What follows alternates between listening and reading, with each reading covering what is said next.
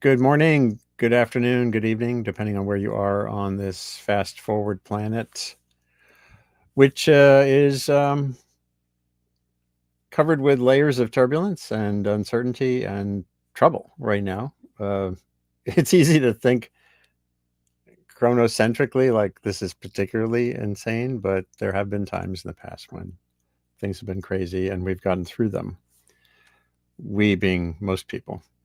I'm Andy Revkin, and this is Sustain What, or my effort to navigate times like these through conversation with people who are similarly digging in to try to get some clarity. And the situation right now with our second round of Trump is getting ever more troubling for many, even as few still cheer everything that's happening. We're going to talk about transportation today, transportation impacts of the second coming of Donald Trump in the presidency on the day of the address to Congress, which is I just learned is not the State of the Union yet, his first year. And I'm just thrilled to have James Fallows here and Jim Motavalli, who have been on well, both are really good journalists who've been working for a very long time on tough questions. James Fallows, across the spectrum of issues that we face on this planet, but he's been digging in a lot lately on aviation. He's a very seasoned pilot himself. Has written about that extensively, including in a book. And Jim Motavalli, I've known since forever. when I lived in the Hudson Valley, he's in Connecticut and has been doing green reporting and car reporting for, gosh, could it possibly be 50 years? It's getting up there. Yes. So we're all lifers here. I guess this is the deal. James, I thought maybe we'd start with a little general view because you have a wide view of these issues, and then we'll zoom in on aviation and transportation more specifically. But James, when you wake up in the morning, like right now, what button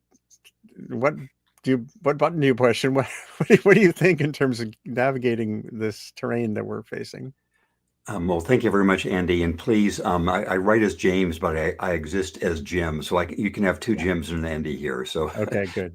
and so in the broadest sense, when I was in college many eons ago, back in the late 1960s, I studied American history and literature. And the question that's been on my mind essentially in all of my intellectual and journalistic pursuits since then, including living outside the US for about a dozen years, has been, is America going to make it?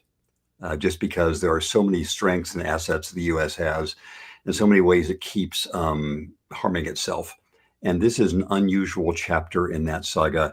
So, how to keep part of the brain absorbed on the larger issues, protecting most of the brain from the distraction of every single second, and then directing our activities to where there seems to be some kind of leverage or possibility or something that will look good in history's perspective rather than bad. So that's what I think about when I'm not thinking about aviation.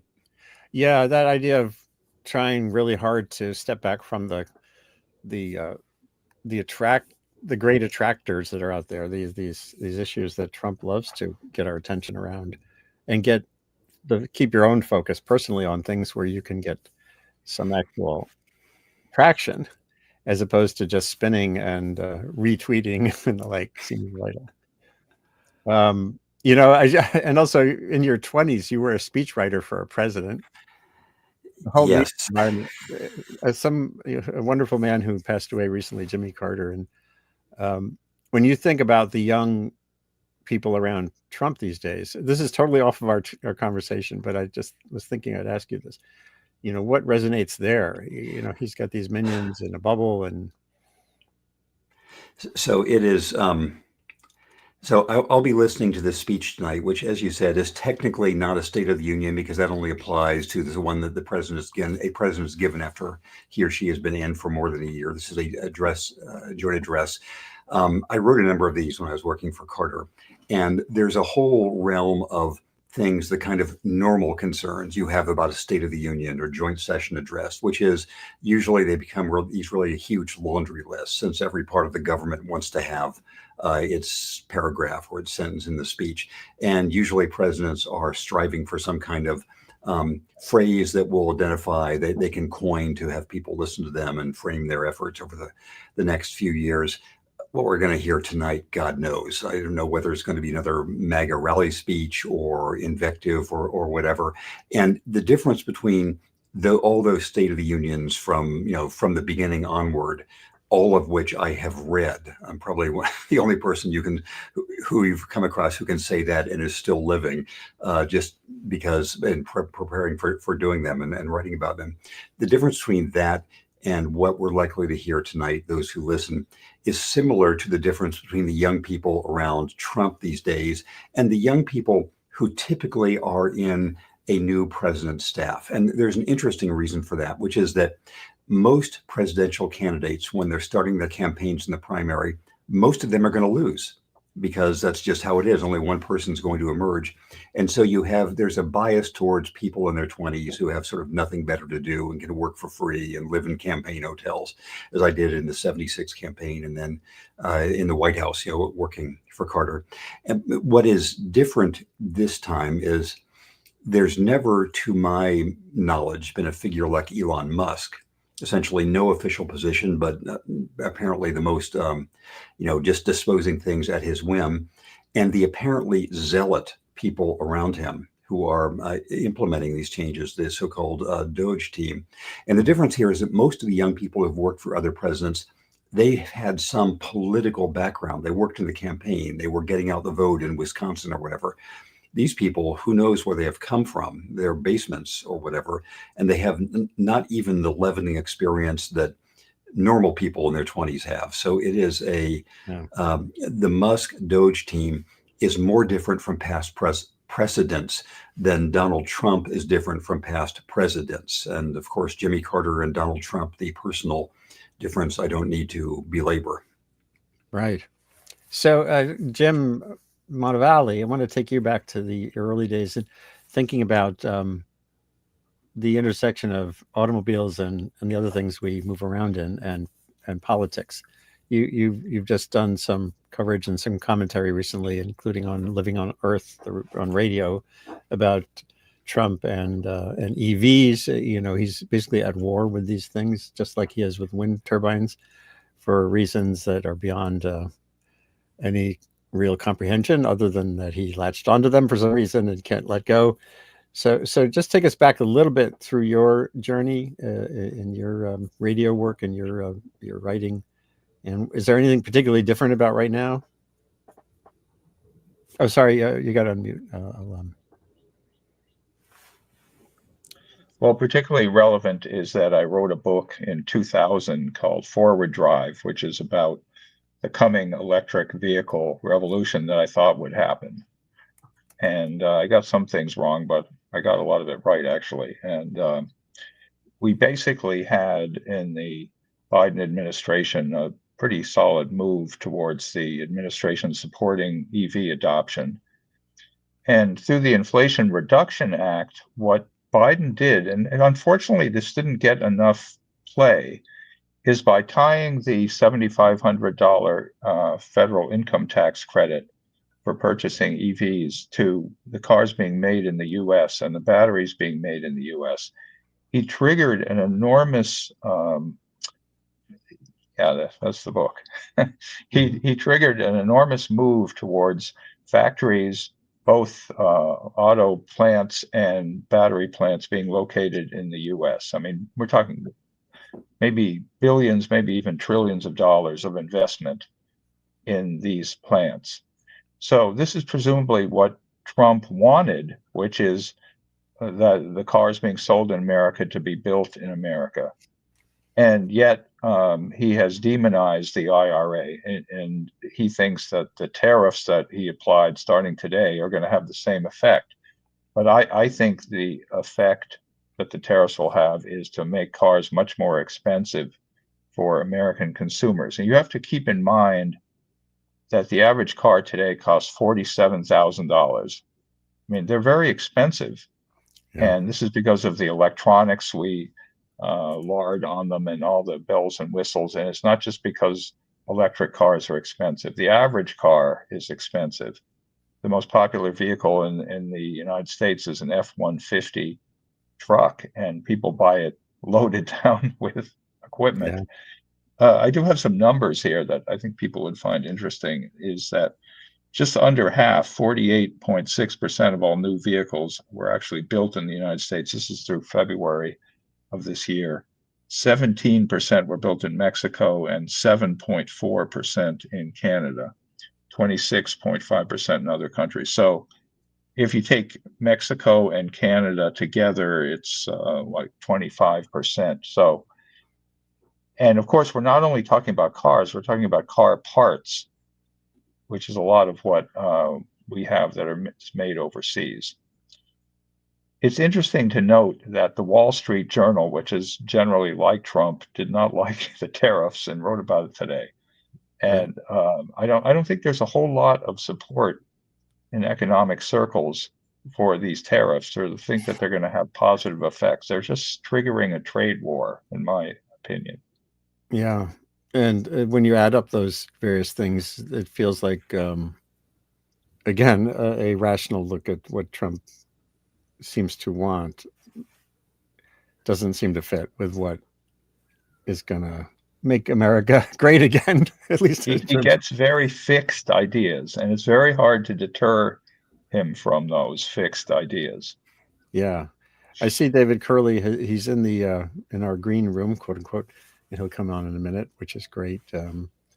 So, Andy, could I just say something more about Yeah, for tariffs sure. That's a following whole what idea. Jim Yeah. was saying? Because Yeah. back in the 1980s, I was living in Japan, reporting Japan for several years. That was during the Japan's rise on all fronts. And I was living in China for 4 years, from 2006 to 2011. And I became sympathetic in that time to a certain kind of tariff. There's certain kinds of tariffs. You can say, well, because the Chinese are dumping in this or that area, or because the U.S., many of our leading industries have over the centuries been the beneficiaries of specific government programs, from agriculture with all the subsidies that go to that, to aviation, of course, which has been largely government sponsored, to biotech, et cetera. So there are circumstances in national life where sane, precise tariffs can be justified as long-term investments. But when you just blanket say, okay, our two closest neighbors and our two biggest trading partners, 25% across the board, it's just simply nuts, as I think the Canadians are trying very effectively to point out now. One of the Krista Friedland was saying last night that if she became prime minister, not likely but possible, her first move would be 100% tariff on all Teslas coming into Canada. So this is just insane. So I'm agreeing with Jim on this. Yeah, and I want to greet David Kerley, who is now in the conversation, a longtime ABC, particularly correspondent, and who's been covering his Substack project is called Full Throttle, and again, we're in overdrive right now in terms of policy questions. You've done several recent pieces on EVs and Trump's policies. So first of all, just good morning, and hope all is well for you these days. If you want to weigh in, it'd be great to hear from you a little bit. And just make sure you hit your unmute key, your unmute button. Find your mute button there. There we go. Yeah. Well, good. Yeah. The other computer didn't want to cooperate this morning for some reason, didn't like the link. I'm happy to join you. And I write a lot about what I call the transportation transformation that we're in: electric vehicles, batteries, commercial space, Mars, supersonic jetliners. And it is a fascinating time. And as you show, the title of my latest piece is The War Against Electric Vehicles, and it really erupted last week. I mean, we've seen, as you guys have been talking, how fast this has happened over a matter of weeks, and it's quite clear that the president is trying to roll back a lot of what Joe Biden did. And it seems not only does he not like wind power, apparently solar power, and battery-powered electric vehicles. There's quite a bit of spite in this. I think really in an effort to undo a lot of what his predecessor did, and that I guess that carries through potentially to what he believed was his persecution through the Justice Department under Biden. But he's taking these very concrete steps that he can, as the piece talked about. I was really looking at the beginning at the difference between Elon Musk and the president on EVs and solar power, and then all of a sudden Trump went after the General Services Administration and told them to shut down all their chargers, which are the plugs number in the thousands at federal buildings and elsewhere that federal workers could charge the electric vehicles that the Joe Biden administration had bought for them and put in those charging stations. And also he had his transportation secretary, Sean B. pause the program that has been delivering about $5 billion to help. It's basically seed money to build charging stations on the interstates and in rural areas as well. So that program is being relooked at after not spending a lot of money, because it took them a very long time in the Biden administration to come up with the rules and regulations of would govern that all that money going to private companies and states and localities to build their charging stations. So I think it was the move on GSA, and there's some reporting that they plan to get rid of the electric vehicles that were purchased in previous administrations. And there have been suggestions that the costs will certainly be in the tens and hundreds of millions of dollars. One report thought it might be $1 billion. That seems a little bit large to me, but it's a bit about cutting off your nose to spite your face. It seems like it's going to have costing more to shut some of these programs down. But I think part of that is the president's effort to promote the programs and that help the oil and gas industry. Drill, baby, drill. I mean, it's been his. He's like when and he's doing down.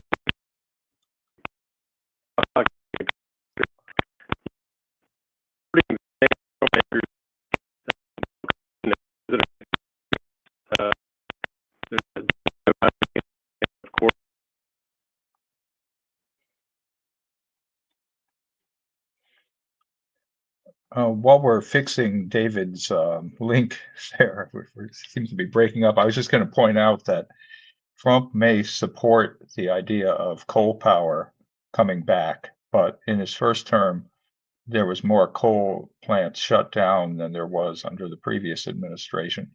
And it is impossible for a president to change history in that way. Coal is not an economic source of energy. And I think electric cars are inherently superior to gasoline vehicles, and their triumph is inevitable. And it's beyond the scope of a president to be able to reverse history that way. Though they can certainly do ridiculous things, as David was just pointing out about the GSA. I agree that, I mean, you know, pendulum swing. I mean, I call it the transportation transformation. We're well into this transformation.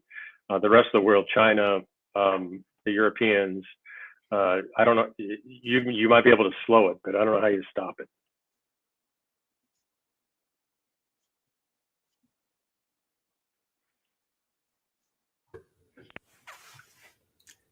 And there, just to get another example of these trends reversing. So when I mentioned earlier, I worked for Jimmy Carter in the White House. Now he was the first president to sort of deal with oil shocks and oil shortages. He famously had his energy program, and he also famously put solar panels on the roof of the White House, which the very first thing that Ronald Reagan did on arriving was to have those solar panels renewed. So you can say, you know, in the long run, the solar technology won, despite Reagan's gesture, because of the fundamentals of everything that is favoring solar now. But in the short term, it was quite a setback. That Carter thought he was planting a flag, and then for the next decade or so, federal policy was pushing the other way. So there are long-term trends and short-term disruptions. There's a question that came in or a comment from Charles Rotter, who's a supporter of Trump, who's in frequent conversations with me on the internet. Charles says the tariff threat has already prompted Honda to move production from Mexico to the U.S. I don't know if any of you have a sense of weighing in on the macro picture of the pressures and whether there is some possibility that this may spur more of the reinvestments that Biden was trying to do, but in a different way. Yeah, but my point was that the reinvestment in the U.S. was already happening with much more gentle policies, like tying it into the $7,500 federal income tax credit. Like James mentioned, this is a huge blunderbuss type of approach to put 25% tariffs on everything imported from Canada and Mexico. There was already a program that was causing automakers to move production from Mexico and Canada to the US. And it was working, and it wasn't as disruptive as this, and it wasn't increasing the cost of cars for the average person, which this is going to do. The inflationary aspect is there, right? Exactly. Right. And could I just pile in there for a second? So as I mentioned earlier, I think that particular tariffs on particular products from particular companies countries can have a long-term effect. And so I've been in favor of these semiconductor protections and also some of the EV protections that Biden and now Trump are having with China in particular. But there are things that are fundamental that you can't either short-term or even long-term move. Canada supplies something like 80% of all the potash, I believe it is, that's used for agriculture fertilizer in the U.S. You're not going to move that to the U.S.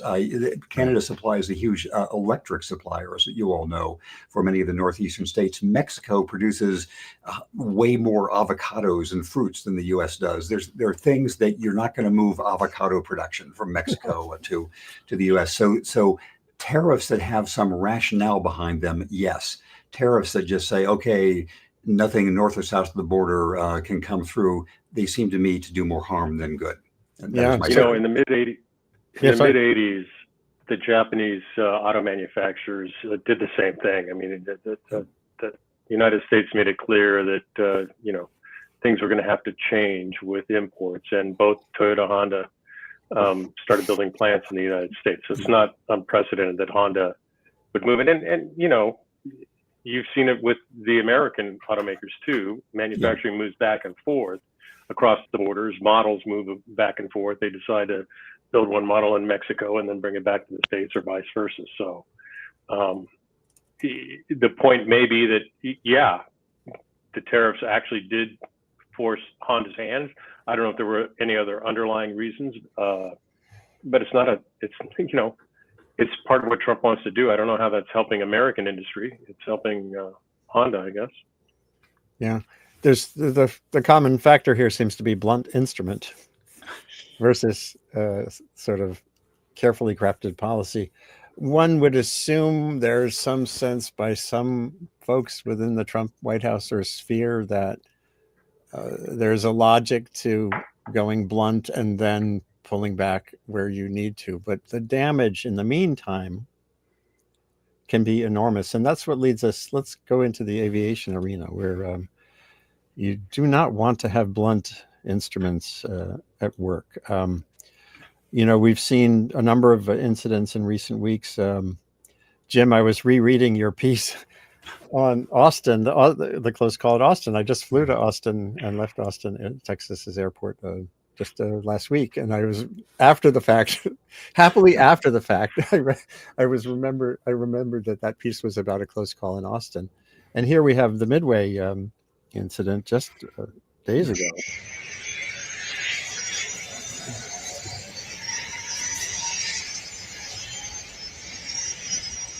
Oh my Lord. I've had two of those touch and go kind of experiences myself. LaGuardia was one that I'll never forget. I don't know whether it was because of a runway close call, but Jim, maybe you could weigh in on, when you've seen what's been going on with FAA and TSB, and, this is different than tariff policy. Yes, yes. So on the one hand, there's the big picture. Even today as we speak, a U.S. Commercial airliner is about the safest entity you will encounter in your life. There are about something like 45,000 flights that take off and land in the U.S. Every day. Between the spring of 2009 and this latest tragic crash over the Potomac, there was a 16-year stretch in which there were no airline crashes in the United States. A total of 2 people died from accidents in that period, and there were like 10 billion passenger miles flown at that time, et cetera. So on the one hand, it's extremely safe. On the other hand, it is extremely safe for reasons that are the exact opposite of what is now being forced onto the system, because the system has been, it's had, its imagination has always been what could go wrong and what could go wrong after that and what could go wrong after that. And let's prepare for all those contingencies and something more too. So there's been a sense of taking things as cautiously as possible and as collaboratively as possible, involving the airline companies and the airport managers and the pilots unions and the weather forecasters and the air traffic controllers and everybody else, trying to find institutionalized ways to remain in constant touch, and also to have ever more precise weather. The slide you're showing right now, Andy, is from a post I did last night about the way that the biggest change in safety for U.S. airlines has been much more sophisticated weather knowledge coming from the National Weather Service and NOAA of where you're most likely to have icing dangers, or which airports at which moments are most likely to have this dangerous wind shear and microbursts from thunderstorms and things like that. And all these things together have given U.S. aviation its safety record. In the last year or two, there have been more and more indications of the system sort of coming under strain. There are more and more flights, more and more demand, a fixed number of runways around the country, a declining number of controllers as many of them retire. So there have been signs of strain, like that near miss in Austin a year or two ago, or like this thing at Midway, which could have been very serious. But what is happening now from the administration is a combination of big job cuts at the National Weather Service and NOAA, which are very bad, layoffs at the FAA, which also are bad, and a politicized, non-collaborative view, which also is destructive. Many of the informal consulting committees that would get pilots and airlines and the military and everybody else all together, they've been disbanded. That was something, one of them, Trump ordered that something called the Airline Security Advisory Commission. His second day in office, he just abolished that, and to no apparent purpose. So I think that people in the business think, on the one hand, it is still remarkably safe. On the other hand, it is getting less safe, and it's worth paying attention because it's come close enough to the edge in recent years that luck has saved us. And it may come closer to the edge with these changes. Yeah, and this gets to oh boy, there's the layers and histories, the lines of effort that have led to the progress are through what you call substantially soft infrastructure. Yeah. And you can cut away at it and you won't notice it maybe today or next week, or sometime there will be an event, as you've said already, where you will be able to start to say that weakening of those conversations. It's hard to draw a line back to a committee meeting, to some failure at a particular airport where an airplane collides with another one, et cetera. And we don't pay attention to systems too often, and to those soft things where you can't measure particularly the value in a concrete way. Yes, and one reason I've been writing so often about aviation illustrations on this is partly it's a realm I know I've spent a lot of my life in. Partly it's something that captures people's imagination, because even though 75 people die every day in car crashes, people don't have the existential dread of that most people do about things going wrong in the skies. And so it's. But it also does exemplify what's happening in many other realms too. So I think that's been why it does have this soft infrastructure spillover. And I'll just say one other thing, if I could. As with, say, public health, when there are pandemics, you learn from them. As with anti-terrorism or law enforcement, when something goes wrong, people usually pay attention. And I think the aviation system has a stellar record of being very judicious and slow and saying, when something happens and people are killed, what can we learn to minimize the chance that this ever happens again? And that systematic, depoliticized, non-rushed learning is an example airlines have set for many other institutions. And I think it was undermined when the new president, the day after a crash, was assigning blame for it out of the blue to DEI. So that's defending the airline culture as an example of soft infrastructure as opposed to its erosion. Yeah, boy, there are some people in Congress who seem to be making some noise about this. Jim Fallows, one more time, have you gotten input and feedback, or do you get some sense that some of what Trump's early stages and Musk's early stage actions are doing that could be slowed down, reversed? So if we're talking specifically about aviation, which is the place where I've had main contacts, the responses, so there's sort of two waves of responses I'm getting from people I know in this field. One is genuine fear that, again, the system is still so safe that something has to really go wrong to have the next crash. But many people, pilots especially, and air traffic controllers, those two groups in particular, I've been hearing from about just there is not enough margin. The margin is being reduced. I guess the other thing I'm hearing from some airline people is that the way the airlines are going to respond to this is going to be just slowing things down, because a lot of the things that are close in aviation now are in the interest of speed, that you have essentially planes landing as frequently as major airports as they possibly can, at basically Right. 1 minute intervals. And so if the margins are being reduced, airlines, to avoid crashes, are going to slow things down. And if the weather is less precise, they're going to cancel flights more preemptively. So Yeah. they are worried, and the system is going to have to become slower if it's to maintain its safety margins. We hate that. We all hate that. Can I just make a Yeah. parallel to the auto industry here? Yeah, and then I want to federal- get to David too. Yeah. The federal agency that looks at vehicle safety is the National Highway Traffic Safety Administration. And there you have on the screen, you can see that there have been cuts there too. And cars have gotten really, really very safe, a lot safer than they've ever been, through, in some cases, mandates by the federal government that cars have, for instance, a backup camera. And you can certainly see the pace of regulation from the Trump administration slowing down, even as the technology improves to the point where it really makes sense to require certain safety devices. And also cutting the staff is going to have an impact. And I think cars were getting safer under Biden, and I can't see them continuing to get safer under Trump. Yeah. In fact, I remember just a few weeks ago reading about this automatic brake issue, emergency braking rule, which is Right, definitely under requiring peril. that. Yeah. Hold on, my dogs are barking. David Kerley, can you weigh in on the aviation and transportation? On both. On the regulation Yeah, question, et cetera, too.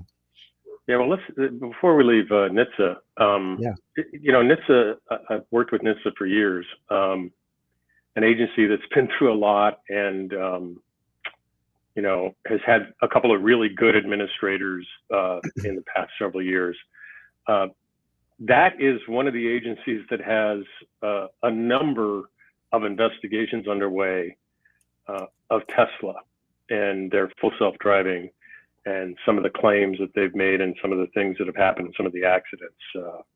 And I think this is what some people point to when you talk about a conflict for Elon Musk. You just cut 4% of the staff at an agency that is investigating one of your main companies. On the FAA and the close calls and Jim hit it pretty well. There has been a long-term, several years now, shortage of air traffic controllers, and you saw that the Transportation Secretary is, I think, what is a 30% increase in starting pay, trying to get some people to come in and start the process. And it is a very long process, and a lot of people wash out. It is not easy to be an air traffic controller, and it takes a lot of education, a lot of time to get up to speed. And I think everybody I talk to in aviation is extremely concerned, because it is such a layered approach to safety that when you start nipping at parts of it, does something fall through the cracks? I do believe some of these runway incursions we've seen, we had a spate of them a couple of years ago. The one you just showed, I don't know if that pilot's still flying for that small carrier that crossed the runway. These are problems that have been a bugaboo for the aviation industry for quite some time, and progress has been made. And when we have a spate of these accidents, it raises awareness, and everybody looks again, and we seem to find some things to make improvements in. I would talk, one thing that we haven't discussed, and this is the one place that I would have liked to have seen Elon Musk spend some time. It's called Next Gen. In the FAA, it's the next generation of air traffic control. It includes, Jim has flown long enough that he's seen a lot of the improvements. It's kind of like cars, where you have the anti-braking system, all these driver assistance systems that come together to get you closer to full self-driving. And in aviation, GPS has been added, all these things have been added and have improved the picture. But Next Gen has been this really laborious, expensive effort to modernize, computerize the air traffic control system, and it's just been plagued by problems and delays.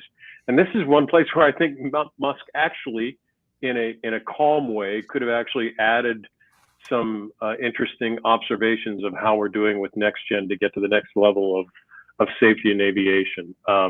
But nibbling at the edges, especially on both of these systems, anything to do with transport is worrisome. We've made so much progress, you don't want to go backwards.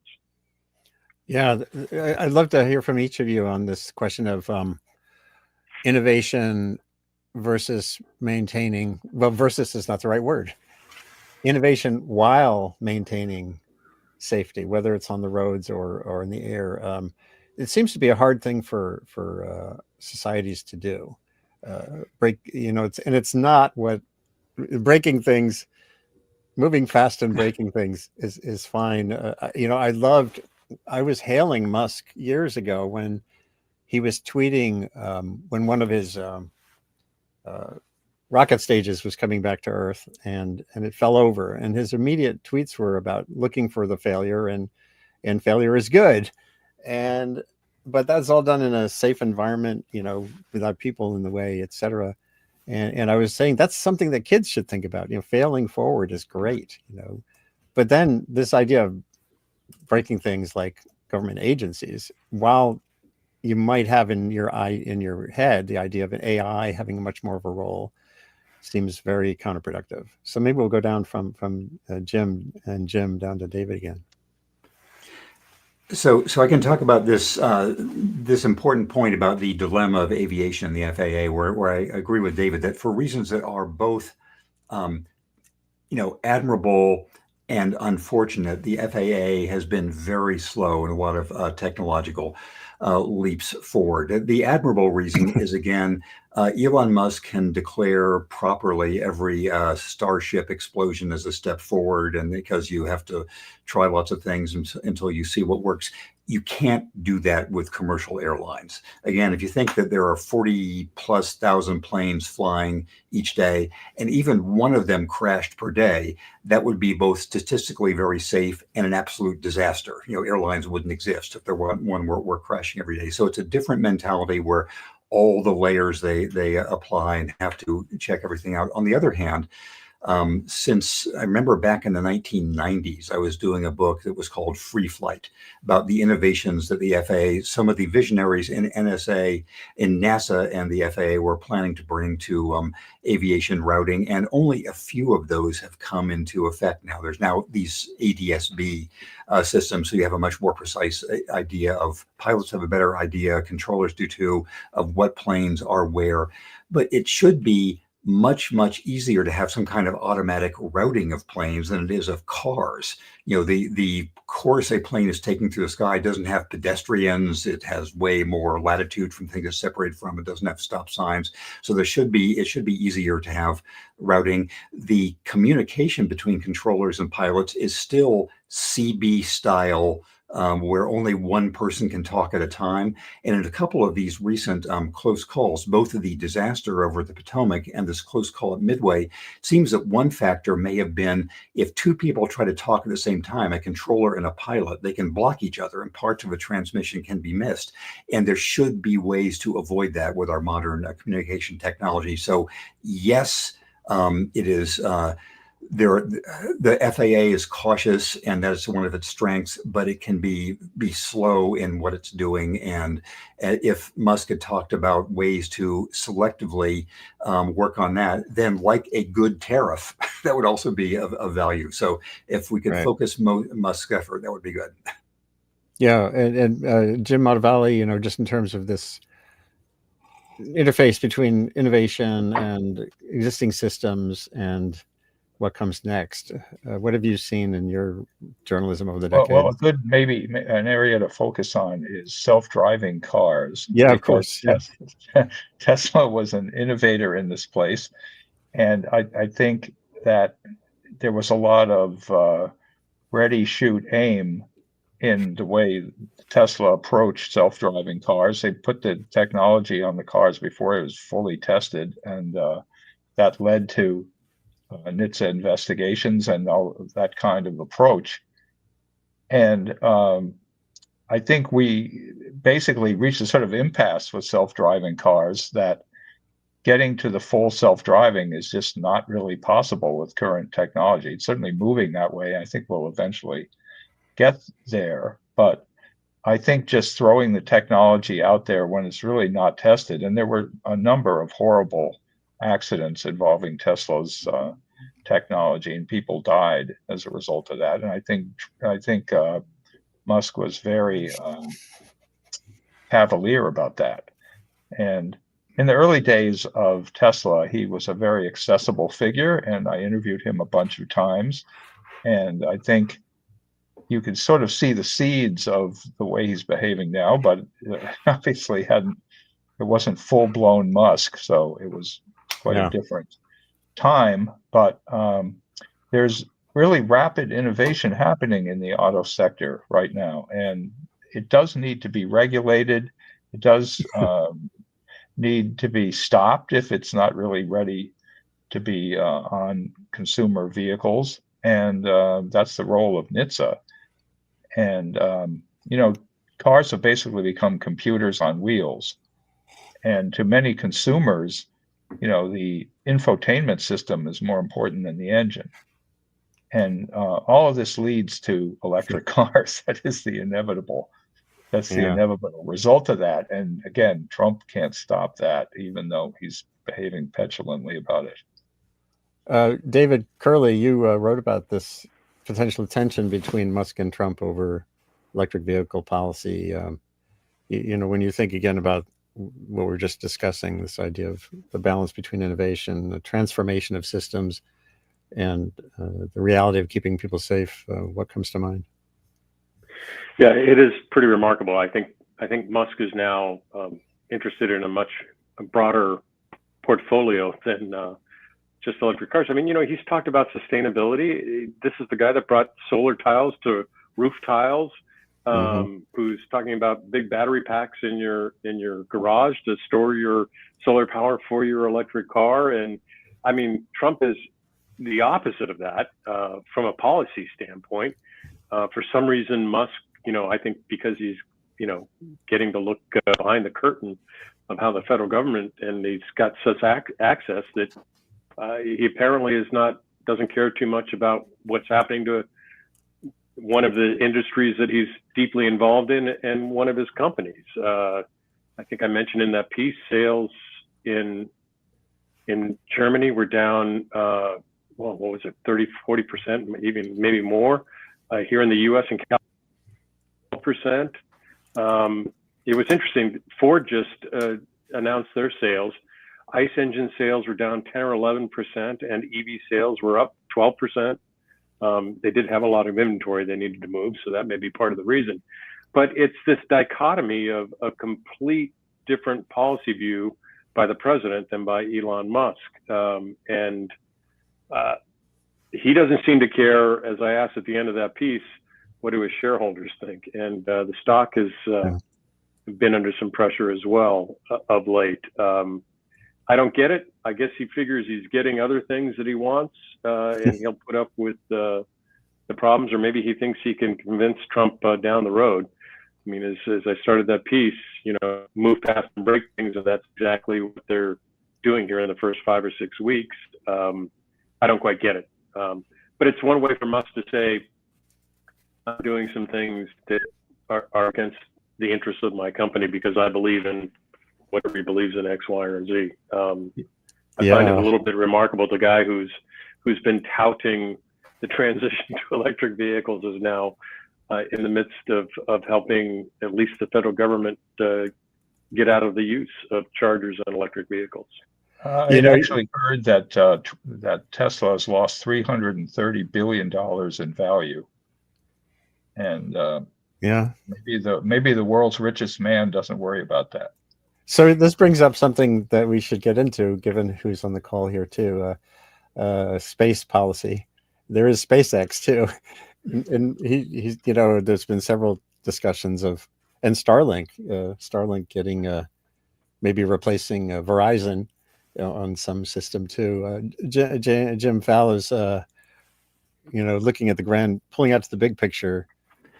Do you have any sense of how long Trump will be part of this process, for example? He has a limited lifespan in this arena, maybe.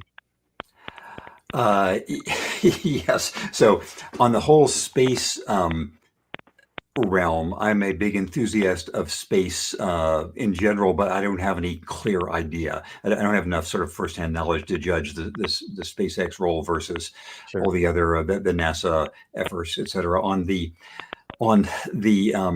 ways in which the Starlink proposal for FAA rivaling this one by Verizon, that seems to me an example of something that is, the FAA's caution is to make sure it tests everything for a very long time, and that's why it still has the handicap of having a copper wire network as sort of the operating system for air traffic control long after any major industries have done that. And so it is moving to the fiber optic. It had decided 2 years ago to move to the fiber optic system by Verizon. In the last week or two, there's been reporting that Starlink is being considered for this, which technically, I can imagine Starlink, a satellite-based system, being the proper eventual end for this. But the idea of a sudden change for a company, whose CEO is the head of Doge, that seems to me tricky. It seems to me sort of more nakedly self-interested than we'd allow in other realms of government contracting. So how long Trump and his people will be with us, someone looking down on us from heaven may know. I think these decisions will go for a long time. And so I have no good answer to your question, Andy. Yeah, well, we'll see. Yeah, there's a lot of unpredictability in all of this. And the folks in the financial and economics world seem to be concerned about that. The uncertainty is not the friend of the marketplace on all these fronts. David Kerley, back to you on space. Maybe we'll just talk briefly off the Trump news about the future, not just space, but you've written about supersonic aircraft, and so let's just go into some of the more non-Trumpy stuff for a few minutes before we close out. Maybe I'll ask each of you to think forward past this moment, meaning the next few years, to where the combination of technology and innovation, the soft infrastructure that Jim has pointed out so valuably?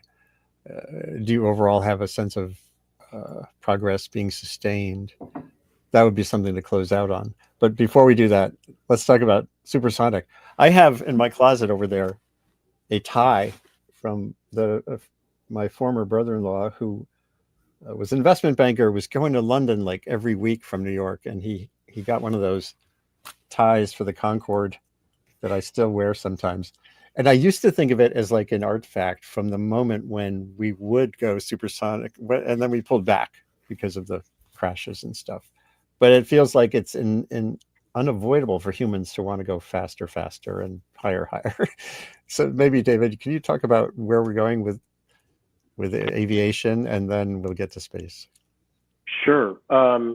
It's fascinating. Of course, supersonic was fine over the ocean, but the sonic booms are a problem over land. I think the last time I heard one over land was probably 9/11, when some fighter jets were scrambling over the Chicago area where I was at the time. So there's this effort to bring aircraft over land, and to do that, how do you make the boom go away, or at least be quiet, a quiet boom?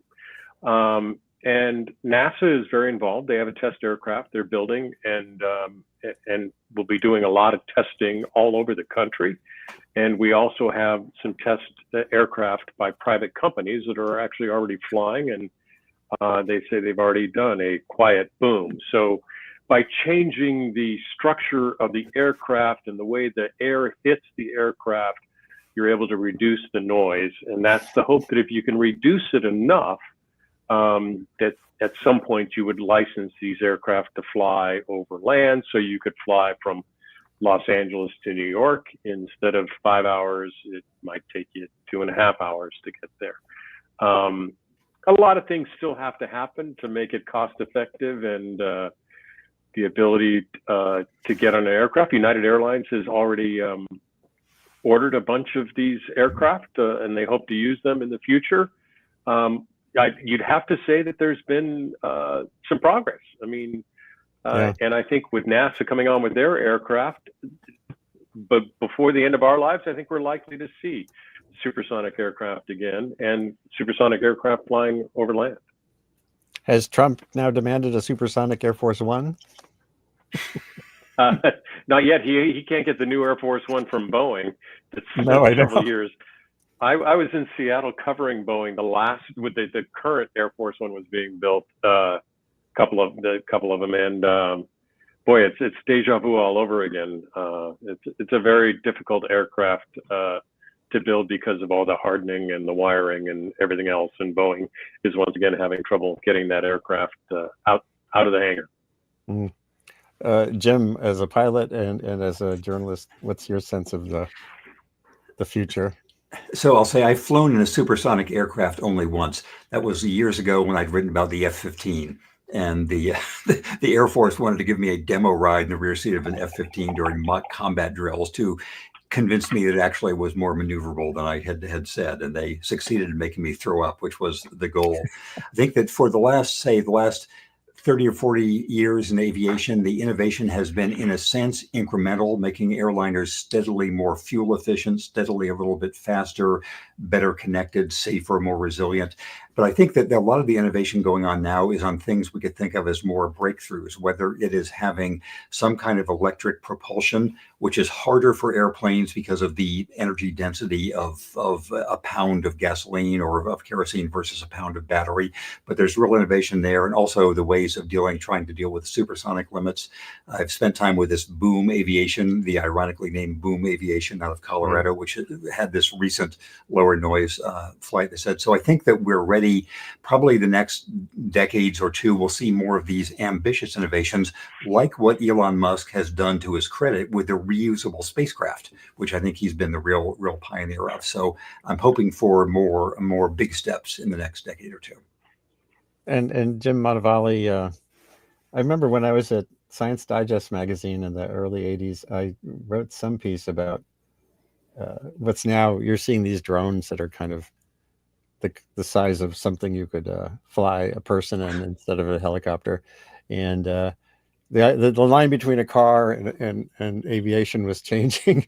And Well, actually, I wanted to mention that because we're getting close to the electric air taxi, which Right. is in many ways a big drone.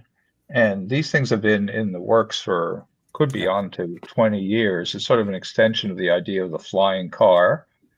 And I think the initial idea was that these commuting vehicles would be autonomous, but everything autonomous is not moving as fast as people thought it would. So these are going to be piloted, at least in the early stage. And the idea is that it's a fast way to commute over the congestion and all that. And I think a lot of big companies have gotten involved in it. And I do think it's going to get launched pretty soon. But the other thing I wanted to mention, which I think is very important, is that there is a 2035 deadline in the EU and in several American states, including California and New York, for the end of internal combustion. Mm. This is on a total collision course with Trump, obviously.